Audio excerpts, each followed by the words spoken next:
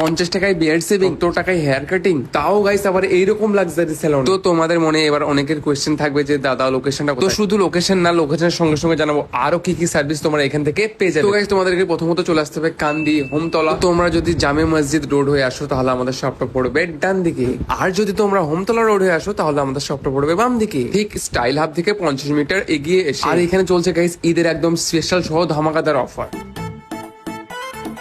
তো চলো গাইস বেশি সময় নষ্ট না করে তাড়াতাড়ি আমাদের স্যালনের ভেতরে যাওয়া যাক। নামটা একদম ভুলবে না, স্মার্ট স্যালন।